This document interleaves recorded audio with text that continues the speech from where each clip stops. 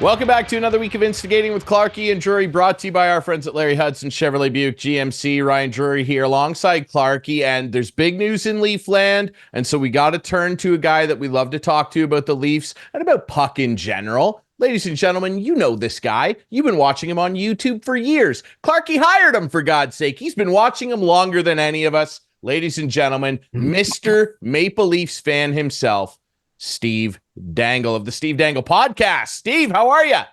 I'm excellent and fired up. I always look forward to the summer, and then it arrives and I never know what to do with myself. So I'm in my element. I'm happy hockey's back.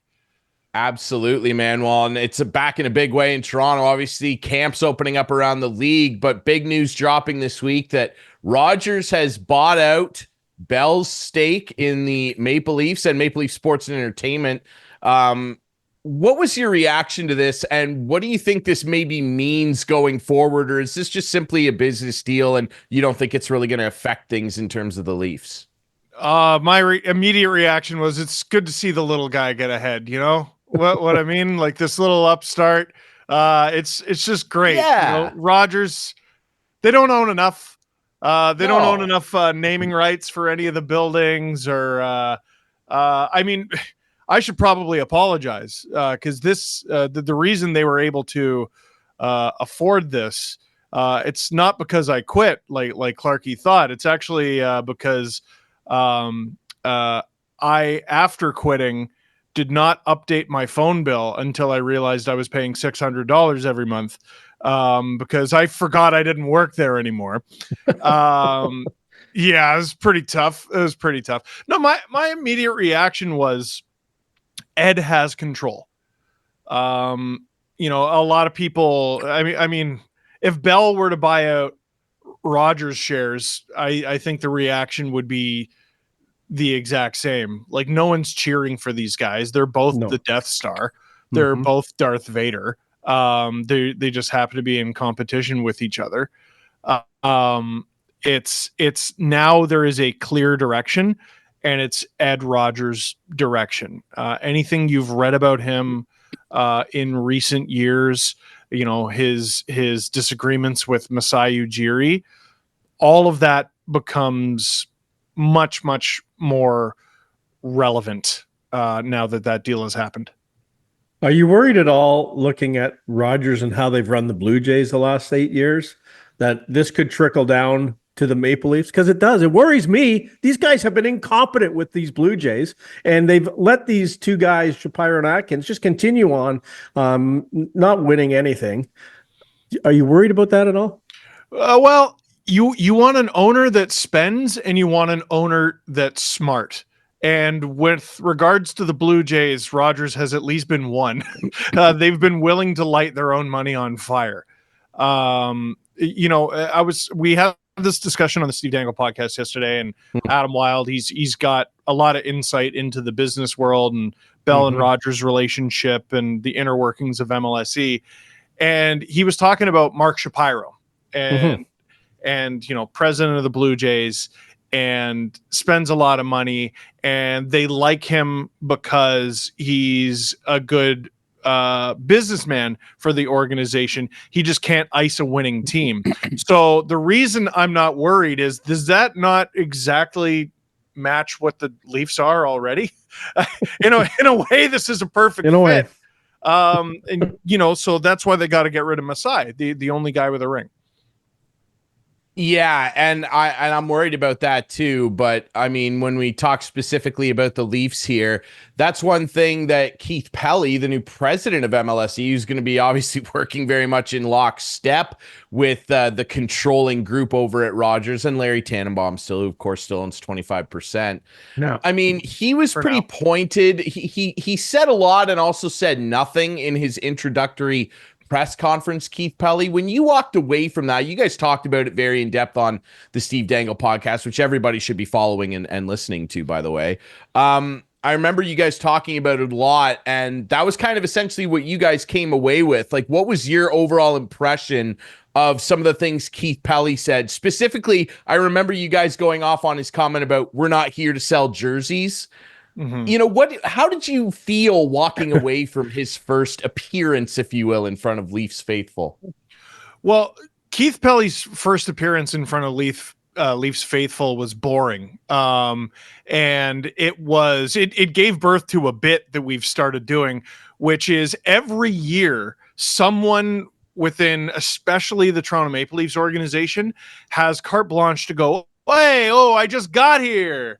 And that's what his whole press conference, the juicy quote was, we're not here to sell jerseys. But the quote that he said 5 or 6 times was, well, I just got here. And I was like, well, it's going to be more of the same.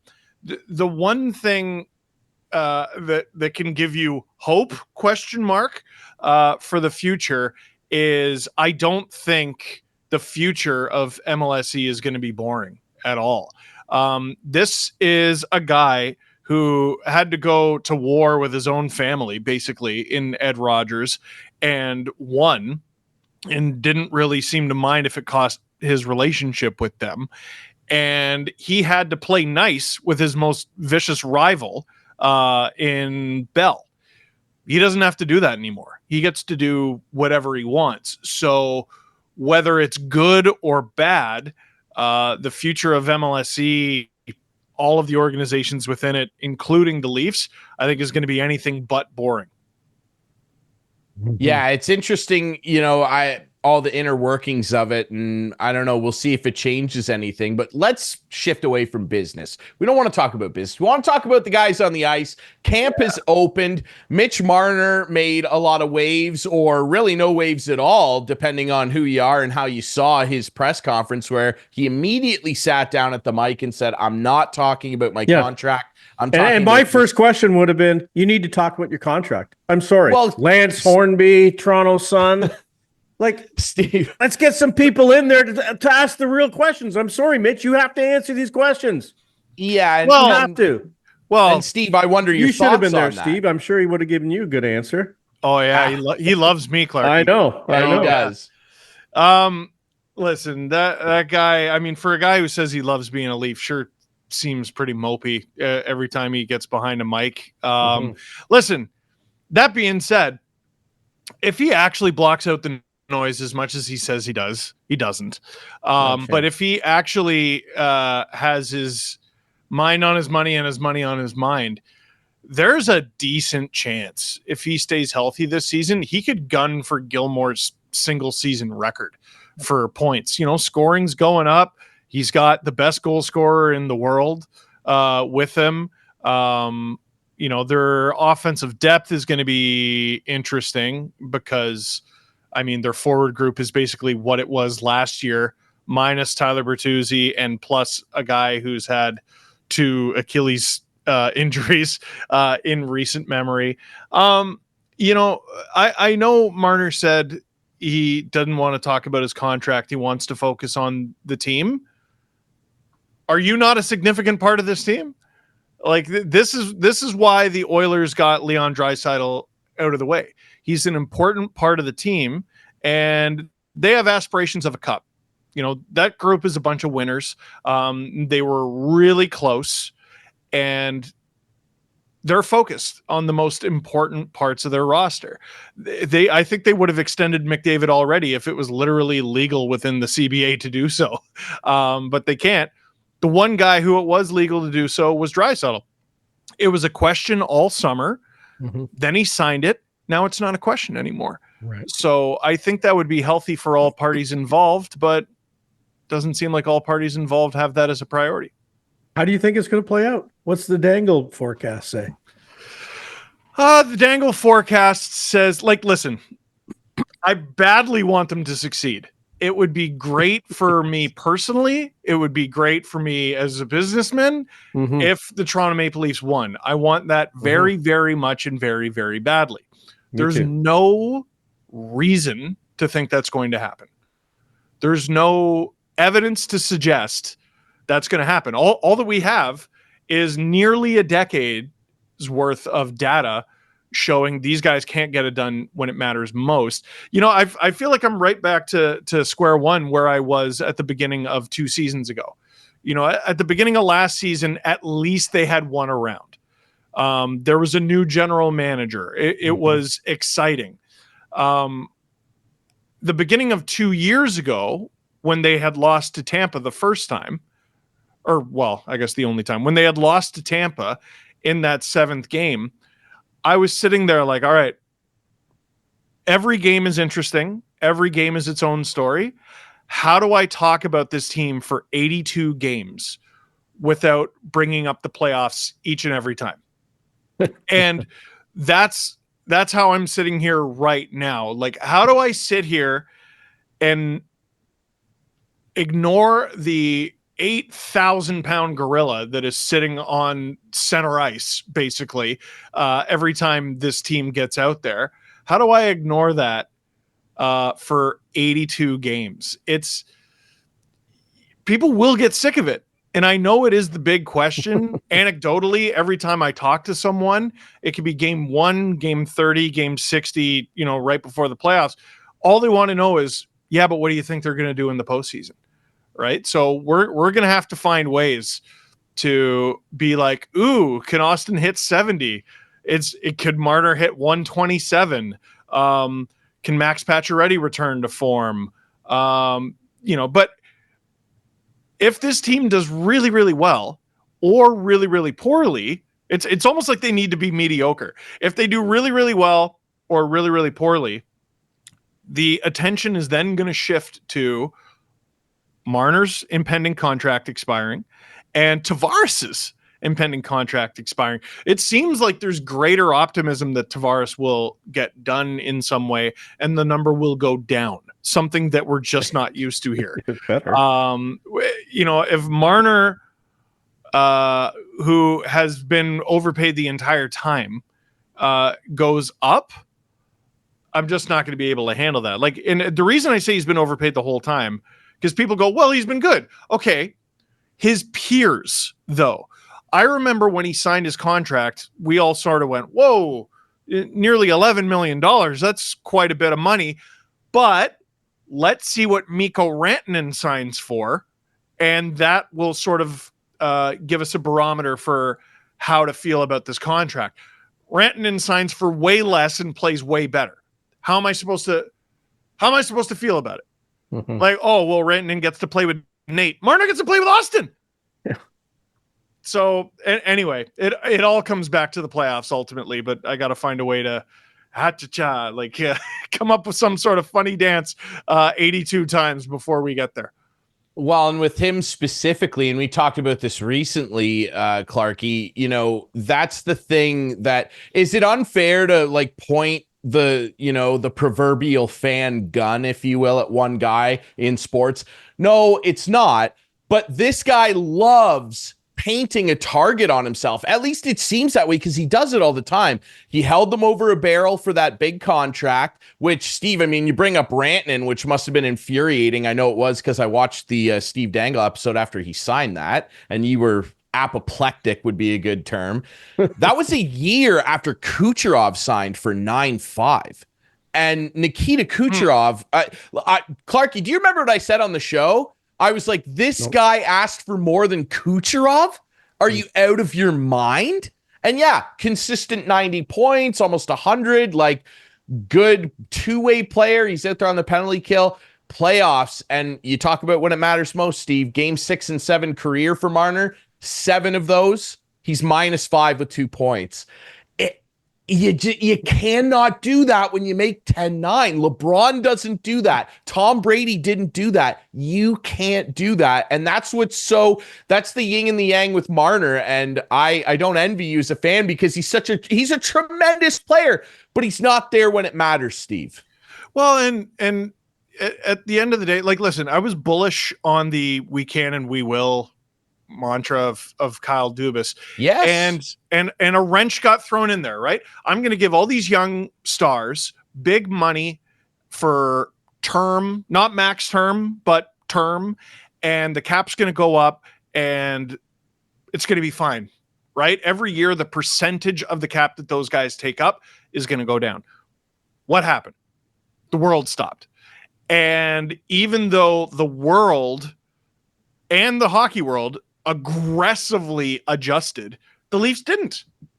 And every year they were like, we're going to try Nick Ritchie with these guys because we got to go bargain bin shopping and we got to find something that works. And hopefully this is a hit. And it wasn't a hit. Okay, we're going to go out and we're going to do Jimmy Vesey. And it's going to be a hit. And it wasn't a hit. And he goes somewhere else. And he's actually a pretty adequate player. He was a great player, decent player, at least as a stopgap for the New York Rangers. And now this year it's Max Pacioretty, who I can imagine what you feel about him, Ryan. But, I feel like, all right, Brad's there. Cool. Berube's there. Cool. What is the difference? What is the difference, man? We're talking about the bay leaf in the soup here. Like at the end of the day, if the main ingredients of the soup don't taste good, you're not going to have a happy customer. Why am I to believe this year is going to be any different? And like there's reason to believe it's a better team on paper. Samsonov was the worst goalie in the NHL for 3 months. His season recovered and he ended up winning a bunch of games. This is a wild stat. Only 13 goalies over the past 2 seasons combined have won 50 or more games, and Samsonov is one of them. He's tied with Vitek Vanacek, which should give you an idea of how much you can put into that stat. But he was bloody awful for the first 3 months. So you probably have a better goaltending situation with Wollenstallers. Chris Tanev's the best right-handed D the Leafs have had, and I don't even know how long. Ignore the fact that he signed until he's 40. Up front, there's no reason to think that group is better. But 2 of the positions are improved. One of them probably isn't. It's still a slight improvement, but again, it comes back to the playoffs. Are they better? I don't know. And like you mentioned, Craig Berube, we're hearing all this about he's going to hold these guys accountable more. Well, what's he going to do? Like if he benches Marner for 2 shifts and Marner throws his stick and has a tantrum, what's he going to do? Like, is it going to be different? Leave him there. He'll leave him there. I agree, but like, what that'll bring in Toronto in the media market here. Then good riddance. It shouldn't matter. I agree with you. It shouldn't matter. He blocks out the noise. Yeah, right. Exactly. I thought he blocks out the noise. Sure. Everyone, I thought it was really adorable that Darren Ferris had a quote. I think it was yesterday. Like, my clients and I are determined to do this with what was it? Tact. These that go, shut up. Yeah. Shut up. Like I can't wait to bust that out when the veil finally comes down, which it will, and it always does with this guy. Yeah, it's frustrating, and I think that it really just boils down to the main thing that needs to change, and that's that the organization as a whole, and it can't just be Craig Berube. You can't just put Craig Berube in there because he's a tough guy and he won a Stanley Cup. Yeah, that's why I'm asking. What's going to change? There. Like, you can't just put him in there and go get angry at these guys. Right. And when someone throws a temper tantrum, stick to it. The whole organization, right up to Ed, really, now, they have to stop capitulating to guys that have given them nothing. And when I say nothing, I don't mean that they haven't been exciting and they haven't been fun to watch and they haven't sold jerseys and moved merchandise, but they've not won. So they have to stop capitulating to these guys. And I'm really interested to see what happens with this cat. Clarkey, I've told you, my prediction is it's going to be the same as Willie. Marner's going to have 36 points in his first 14 games, and they're going to give him a 6-year deal at 12-6 or something. That's what's going to happen. And I don't think so. I don't think so. And I will go, and then I'll really go, they're the exact same. You pay Marner. You pay Marner the same amount of money they pay Nathan McKinnon. I change my channel to basketball. Flip that, Adam. I don't want it to happen. Again, great player. You can't afford this. You can't afford this. Right. So the forward group this year is, so let's say none of the PTOs make the team. right? The forward group this year is the same forward group as last year, minus Tyler Bertuzzi, and it costs more. Costs $4 or $5 million more because of the Matthews raise, the McMahon raise, the Nylander raise, the Domi raise, and there might be a couple others. You can't do it. You can't bloody do it. What are they like? And this also hinges on Matthews repeating or improving on the greatest single season goal scoring performance of the Cap era, which is not a given. That guy misses like 5 games, you're in trouble. Like it, there's ways this could go sideways. I don't want it to all be doom and gloom. Like camp's getting pretty crowded. There's a new coach there. He doesn't need to be loyal to any of these guys. Like if Craig Berube wants to put an immediate stamp on this team, if Easton Cowan earns a spot on this roster, give it to him. And whatever it costs you, you got to trade someone, you got to waive someone. Who gives a damn? If the kid earns it and he can be a new important part of your team's identity, that's how Craig Berube can put his stamp on this team. And Treliving alluded to that yesterday, and I think he's setting it up for it. But are you in the boat that if Marner walks at the end of the year, cap space is like a good trade, and let's just move on? I mean, I don't know about a good trade, but like, $11 million is $11 million. If Austin is worth 13 and a quarter and Willie is worth 11.5, and all of a sudden you get another 11 to play with, plus Tavares is coming off the book. Like you could go into next summer with 16 million, more than that, you know, and 22, 24. And since when is that a bad thing? Right. You know what I mean? That's why I don't think they're going to sign this guy. Is it good to lose a player of his quality for nothing? No, full stop. Cap space is a tremendously valuable asset. Cap space is the reason the Hurricanes have Seth Jarvis and the Leafs don't, right? Was it good for the Leafs to lose that draft pick for nothing? No, but it was what they needed to do at the time. And they got a deep run out of it. They lost again. But what I'm saying is it's not ideal, but it wouldn't be the end of the world. I want to ask you, you referenced the Death Star and Darth Vader earlier, and a guy that's kind of quickly turning into Anakin in Return of the Sith is Nick Robertson. And he's a guy who's really rubbing people the wrong way here. And I don't know what his early relationship has been like so far with Craig Berube, and I'm sure they've talked. He signs a 1-year deal, but is still pretty vocal about wanting to move on from the Leafs. And we've been talking recently about this, and I'm just very confused. I understand he's upset. He wants more ice time. That's great. This is the NHL. Like, you don't just get stuff. But he's in an environment where everybody else does, so I understand actually why he's like this. But I look at that left side outside of Matthew Nyes, and you reference my old buddy Patches. I look at this if I'm Nick Robertson, and I'm like, I could easily be the second line left winger, if not maybe more. What's your impression of this whole thing? I hated the holdout because it didn't make any sense. Like if a guy wants out and it's for a good reason, I totally understand it. He's a fierce competitor, this guy, and he's really young. And, he's got, sometimes I think when you're that young and that competitive, your fire can be a little misguided. And I'm not going to hold it against him, and I hope Leaf fans don't, that he came to the right decision, even if it was late. If he was still holding out now, my opinion would be completely different. But he was what I think he finally understood in the end is he was blocking his own blessings. Like, you're not at camp. You don't give yourself an opportunity to be in an NHL lineup like you want.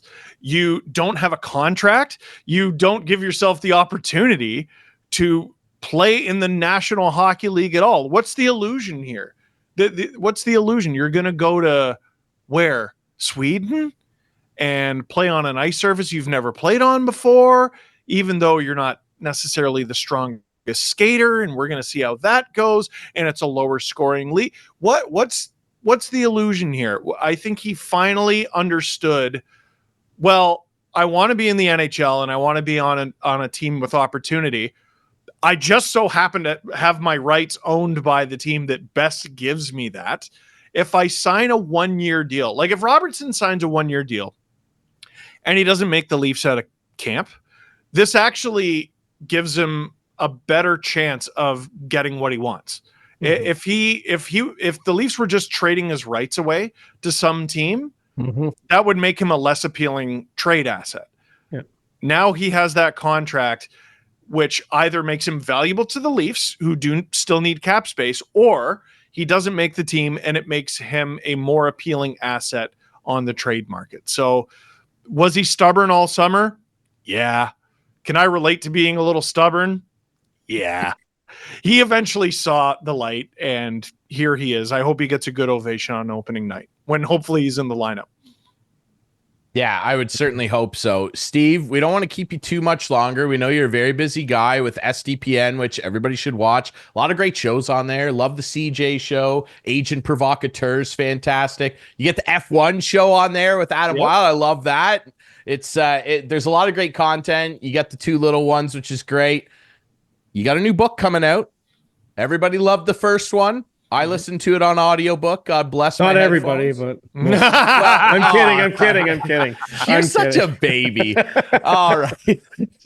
So I want to ask you. Lost the computer, book, Yeah, I know. What an idiot. Yeah, well, hey, he hired you. I want to ask you, second book, it's coming out this fall, man. Give us the details. Where can people get it?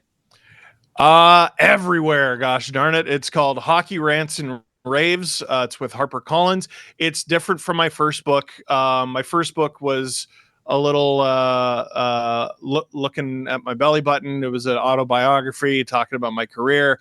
You sort of needed to know who I was in order to enjoy it. Like maybe you could discover who I was, but this one's a little different. It's just talking about hockey. HarperCollins reached out and they wanted me to rant and rave about whatever it is that I wanted to rant and rave about. There's video game stuff in there. There's women's hockey stuff in there, but there's also how to have a bar argument about hockey and have it be fun. There's no older generation looking down on the younger generation. There's no younger generation looking down on the older generation. Here's how you have a respectful conversation across eras. Goalie Mount Rushmore, who's on it. The greatest player of all time discussion. Is it closer or farther apart than you think? I think there's something in there for everyone. And I think any hockey fan will enjoy it. The biggest question I have is there an audio version of this? There is. It's coming out October 15th, and I recorded it a couple weeks ago. Okay. How long was that? It's going to come out to 8.5 hours. I recorded it over 3 days. And on the second day, the recording went long, and my car got towed in Toronto.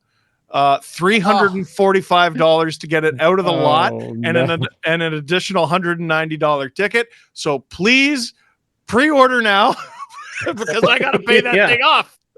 Yeah. Well, we'll be waiting for our copies to come in the mail. Help this guy out. Come on here. Unbelievable. That's my fault. Oh, well. Oh, man. Like that's most great. things, it's my fault. No warning. Just gone, eh? Gone. I had the car for a week. Too. I had to walk to the police station and I go, I don't know if my car's been towed or stolen, but I figure either way I'm in the right place. Yeah, well, hey. Is that Felix on your shirt? Who's on your shirt there? Felix. Childhood idol, buddy. The passion. Yeah, the guy. Is he on your Mount Rushmore? I don't want you to reveal it, but yeah, my Mount Rushmore is Felix Potvin, Damian Rhodes, Tom Barrasso. Vesa. Trevor Kidd. Good. He had the great checkerboard pads. You were tight with that one goalie. What was his name? He backed up Reimer there. Yeah, that's right. I remember that. Yeah. That's right. Absolutely. Scrivezna. Yeah. Scrivezna. That's right. Yes. Well, Steve, Thanks. we're glad we're tight with you. We love having you on the show to talk Leafs, my friend. I hope everything works out, and I genuinely hope they change the narrative for you and win, because I would love to watch that episode of SDPN, my friend. Thanks so much for doing this. Same. And thanks for having me. All right, guys, take a quick break. When we come back, Clarkey and I, we got to talk a little bit more hockey. Maybe we'll reveal our goalie Mount Rushmore. I have thoughts on that. I know Clarkey does. And we'll talk a little bit about the NFL too, including a very serious injury that has sparked a lot of debate in the sports world. That's next here on Instigating.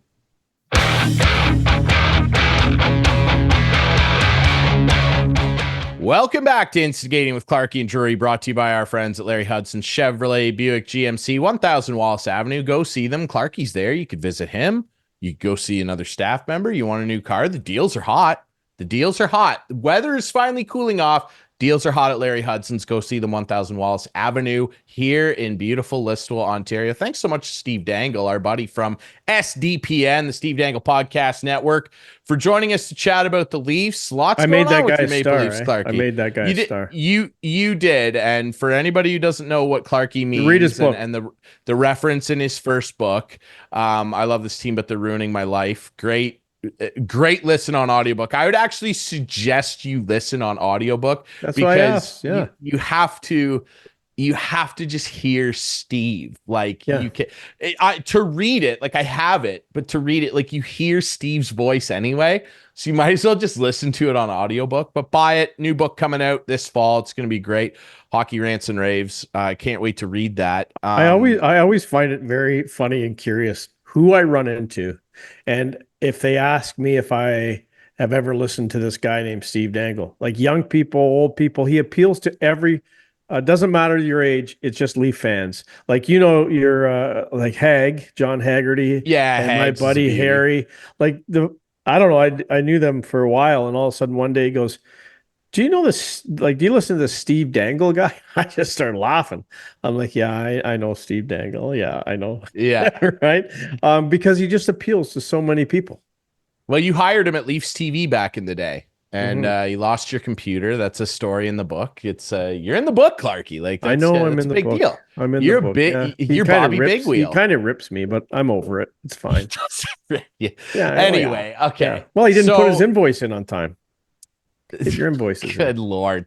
Anyway, yeah. My apologies, Steve. Lots going on with the Leafs, and you're right. He does. But here's the thing with SDPN. Like, they appeal more to more than Leaf fans. Like, it's just a great hockey podcast. And like the CJ show with Chris Johnston and Agent Provocateur actually might be my favorite, with Alan Walsh, well-known hockey agent. Just really interesting, like, insights and chats. They have some of his clients on, him and Adam Wilde. It's more than just Leaf stuff. That's their bread and butter for sure. But if you're just a general NHL fan, like, they cover a lot of other stuff in the episodes. It's not just Leafs front to back. Like, they've done a good job of kind of diversifying. So I really love their content. If you're a sports radio fan like I am, yes. And besides Overdrive and besides Carlo and Aaron in the morning on TSN, there's nothing else that compares. Like, it's so good. Yeah. It's so good. Please support our friends over at SDPN. It's great stuff. I wanted to ask you now quickly before we do this, there's some other news to get to, but Dangle mentioned in his new book, Hockey Rants and Raves, coming out this fall, that he did a goalie Mount Rushmore. And I would like to participate in one of those, but I'm going to give you a minute to think about that, Clarkey. And you can put anybody on it. You don't have to approach this from like actual like greatest ever. You can do a personal one. Yeah. Okay. Maybe we should do that. We should do like an actual like rank of greatest goalies and then a personal Mount Rushmore. I'd rather just do the personal one. Okay, you can just do that. I'll do both because I got thoughts. But before we do that, more news in the NHL.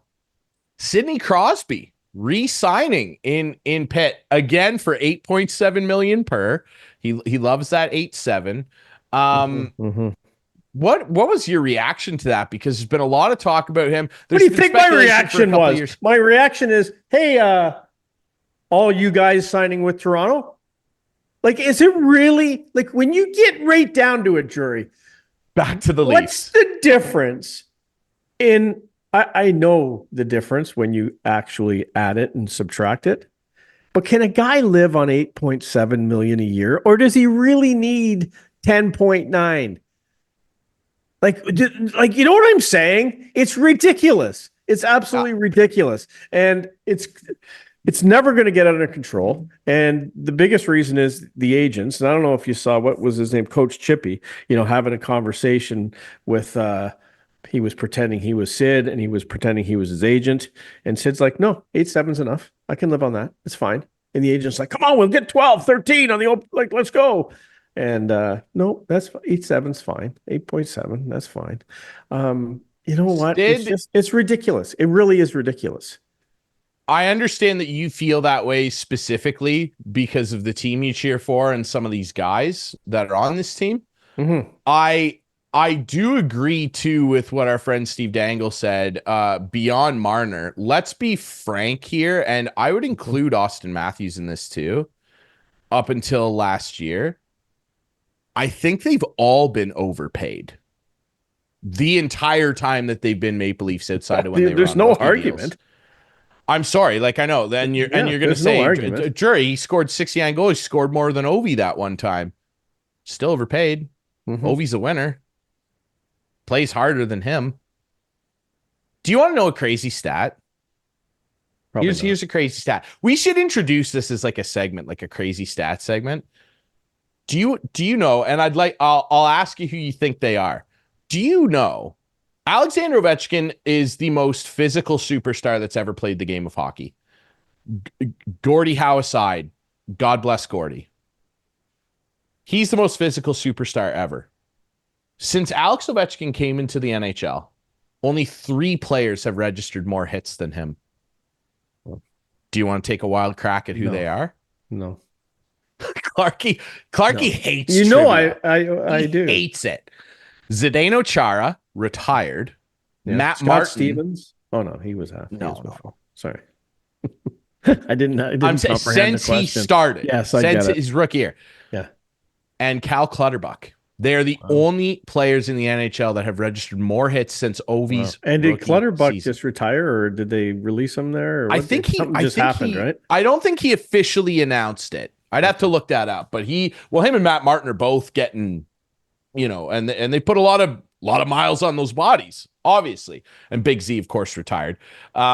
It's crazy. Now, my main point is those guys on the Leafs, like, to get paid all that money and not have any tangible team success is wild to me. And then you look at Sid, who's literally won everything over and over again. Mm-hmm. Top 5, look, I'm a Caps guy. I'm not an idiot enough to be like, I don't like the Penguins when we play them. Of course, they're our rivals. Mm-hmm. I'm not stupid enough to be like, Sidney Crosby sucked. He's top 5 player of all time. And so's Ovi. For that's I feel that way. I really do. For him to do this and not only stay there, like the unbridled loyalty to the Penguins it is something that as a fan you do admire. And I'm always pro player. I want these guys to earn as much as they can. I do. The only reason we talk about guys' contracts is because there's a hard salary cap. No one would care if there wasn't a salary cap. Before the salary cap, and I don't mean to pick on this guy, like Bobby Holik was getting like $13 million a year. Raw salary. I think Fedorov was getting 14 or 15. No one cared because there was no cap. It didn't matter that the New York Rangers were paying Bobby Holik. Right. 13. You're hurting your team when you continually do that. So that's the only reason we do this. But I will say that it really is something to watch a guy like Sid go about his business and then turn around. It's still a very effective player. What is he going to be, 38 this year? And go, no, I'll just take the same that I was just earning for like 10 years. And can you imagine Kyle Dubas? Kyle's like, what? Pardon? Kyle fell out of his chair probably. He would have had to. He's like, wait a minute. This is not the way that negotiations usually go with superstars. This is not the way it goes. No, he was ready to have his morning coffee, which, by the way, And he was ready for Sid to come in. He was ready to slide him a blank check. Yeah. And just go, what is it, Sid, 11? Yeah. You know? Yeah. No, 8.7 is fine for me. Yeah, 8.7 at number 87. Maybe Mitch should sign for a 1.6. Right? 11.6. He'll want 16 probably. Yeah. Anyway, yeah. It's a wild thing. I just wondered your reaction beyond obviously tying it to the Leafs, though, because the rumors have been flying out there that everybody knows he's close with producer Adam's guy, Nate McKinnon. He's gonna ask for a trade to the Avalanche. They could use the number 2 center. Yeah. He's done it all, instead, though, right? He's done it all. He has, and he's happy. He's fine. He's probably going to have a part ownership with Mario. Maybe when this is all done. Yeah, maybe, and he would deserve it. And now he's got an opportunity to, potentially pass Mario in points. Yeah, he's just a good dude. It's hard to say this. Yeah, he is. He really is. It's hard to say this. I do think he already probably has a greater legacy than Mario. And again, like, I'm coming at that from an angle where I watched the guy his whole career. I caught the tail end of Mario when he was still amazing.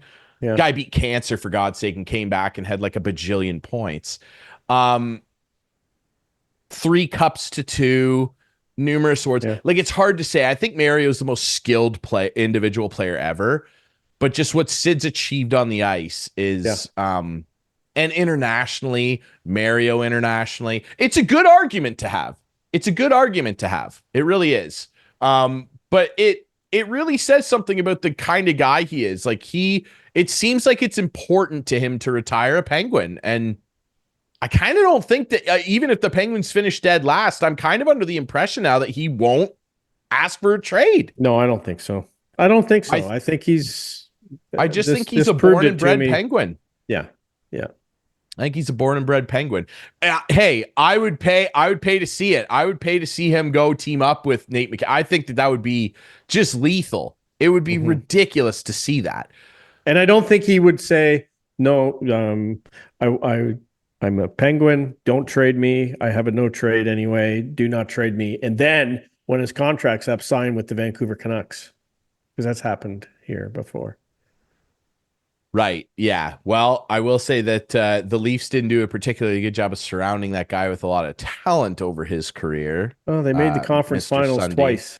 They did make the conference finals twice because Curtis Joseph was a freak. He had some pretty good teams around him. Well, he had Curtis Joseph, who was a freak. That's what he had. Well, he had Eddie Belfour, too. Yeah, he had Ed Belfour after that. Anyway. Enough about the Leafs. Let's talk about this goalie Mount Rushmore thing. I'm genuinely curious. You don't have to do a greatest of all time one. I can do both. I generally want to know who's on your Mount Rushmore. I bet you I can guess favorite goalies. Okay, guess it. Well, yeah, if you're going favorite goalies, I guarantee you that Potvin's on there. That your guy that also played for my Washington Capitals is on there. You have his goalie mask. I bet you he's on there. I bet you Cujo's on there. A fourth one. It's probably another Leaf. It's got to be. Not Ed Belfour, because he didn't play long enough. Yeah, I'm struggling with the fourth one. I don't know who I'd throw on there fourth for you. I don't know. You tell me. Who's on there? Have I got 3 of them? Well, yeah, like Cujo for sure. Palmy for sure. Yeah, Mike Palmetier. Potvin, yeah, I mean... Felix, come on, Felix on there. Don't do that. Yeah, no, he beat up Ron Hextall, so that alone... He did beat up Ron Hextall. He did. Hextall one of the greatest goalie 200 feet ever. Sure, absolutely.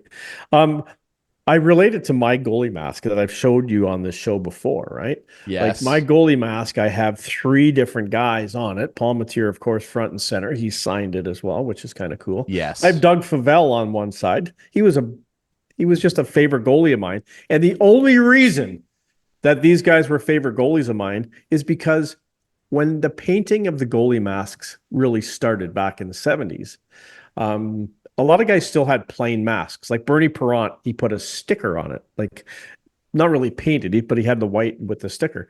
Well, Doug Favell had just a painted mask, blue and white painted mask. And Wayne Thomas had a real cool mask that had basically just two crosses with little maple leafs in it. And then when he went to the Rangers, it was little Rangers in it. So those three guys, Paul Matier, Favell, and Thomas are on my mask. Were they my favorite goalies? Like, no, but I loved the mask. Do you remember the beer commercial with John Davidson? Yes. And when they walked in, that's one of the best commercials of all time. No one recognized the guys until they put their masks on. Yeah.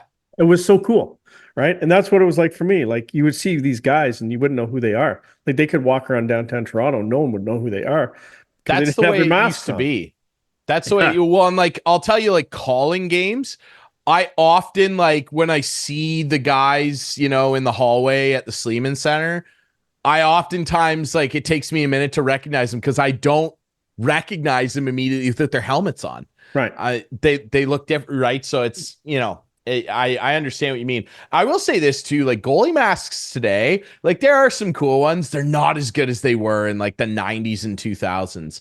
That was like the peak. There were so many iconic masks, and like, I don't know, some of them today are, I don't know what the word is I'm looking for, muted.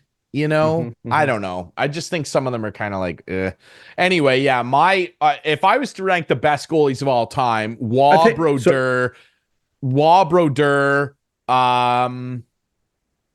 give me Sawchuk. You never saw him play. How do you know?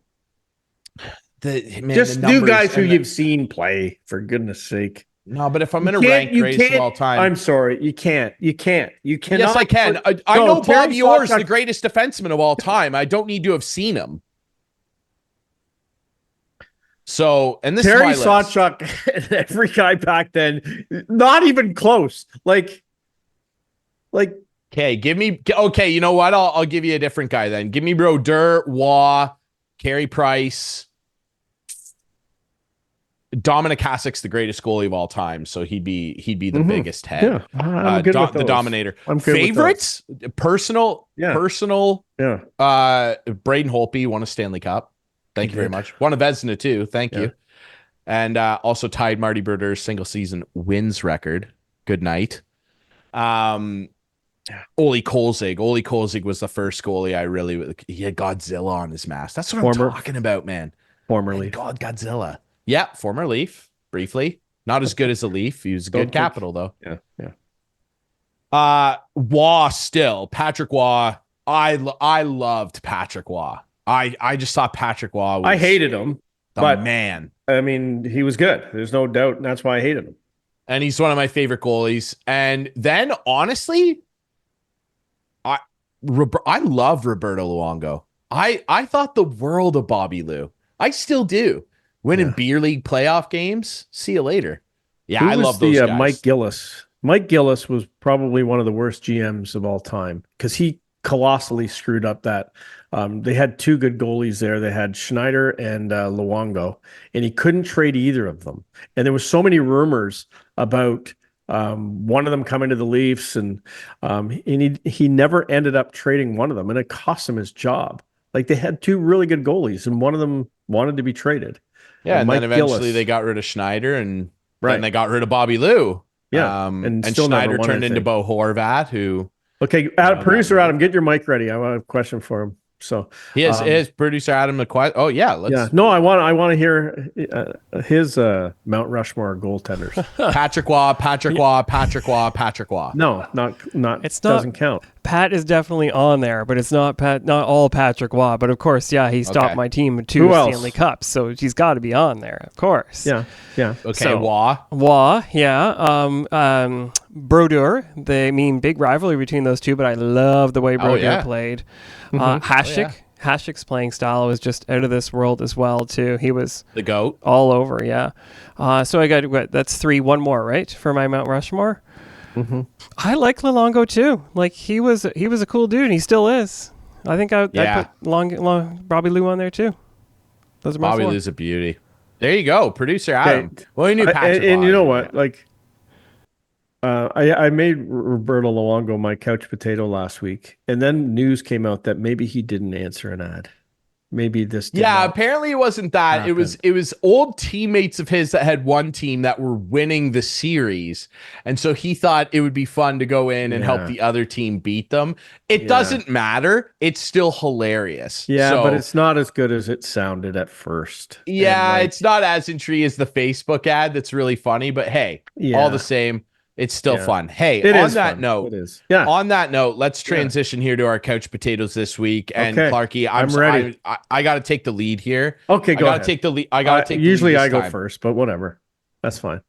My couch potato is the Miami Dolphins by larger scale, the NFL, and Tua Tagovailoa. Now listen, we all saw about a week ago, Thursday Night Football, Bills, Dolphins in Miami, and Tua dives head first, and his head collides with the charging leg of ironically Damar Hamlin, who we all, of course, know what happened to him. Just cruel irony. And Tua's got another concussion, and this dude suffered one, if not potentially two, in college.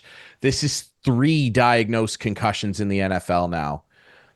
I know that there's been a lot of opinions flying around, people saying he should retire, this, that, and the other. I know that there's opinions out there. Alex Smith was very passionate about it on the NFL panel about how we shouldn't be trying to tell this guy what to do. And I understand that. Far be it for me to tell anybody to walk away from their job and their livelihood. In this case, I kind of disagree. I really am scared for this guy. We see what CTE does to all these football players, hockey players.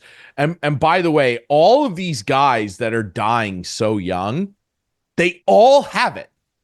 They all have it. And this guy, I'm not a scientist, I'm not a neurosurgeon. He for sure has it.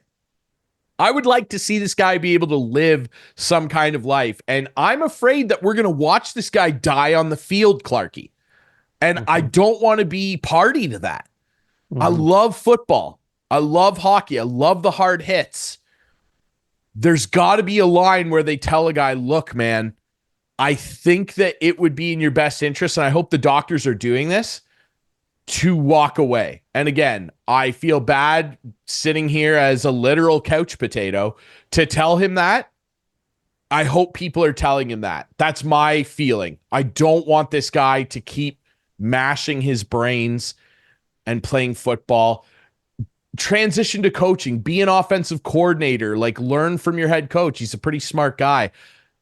I just want the NFL as my couch potato, really, to start being smarter with this stuff. And I really genuinely hope that they're discouraging this guy from playing and saying, hey, look, man, if you keep doing this, you might not see 40. That's a real thing. And it's scary, and I don't like it. So I saw something come across yesterday, and a friend of mine, and he's been on the show before, but the Ontario Minister of Sport, Neil Lumsden, announced yesterday that he is going to donate his brain to research when he guy passes. That's had a lot of hard hits. And that's what he said. He's had his bell rung many times, and he has not had any ill effects from it. While people younger and older than him that he knows, friends who play football, have. So we need to get Neil on our show next week.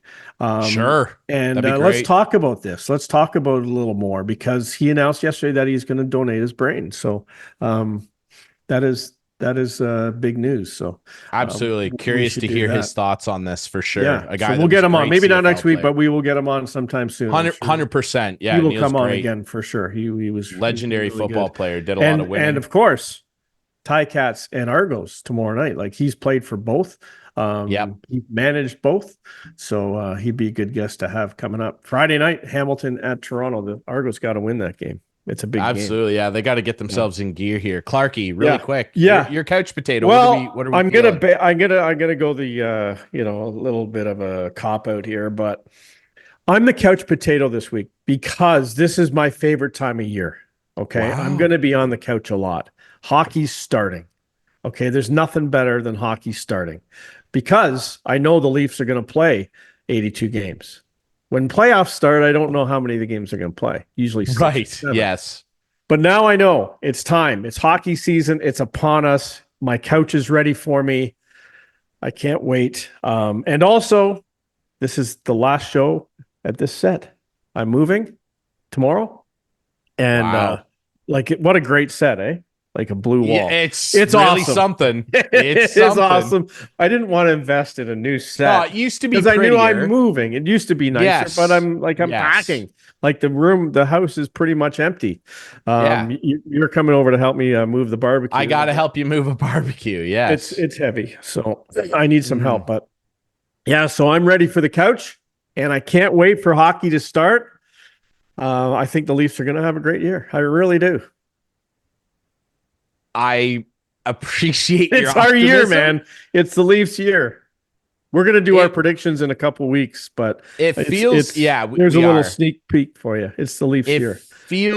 I remember saying last year, not to cut you off. No. There's always next year, and this is next year. It's here. Yep, next year's here. It does kind of feel like what Steve Dangle said. It's either going to be great and something incredible that we don't see coming is going to happen, or it's going to be. I understand what he said. Where has shown us that this team can win.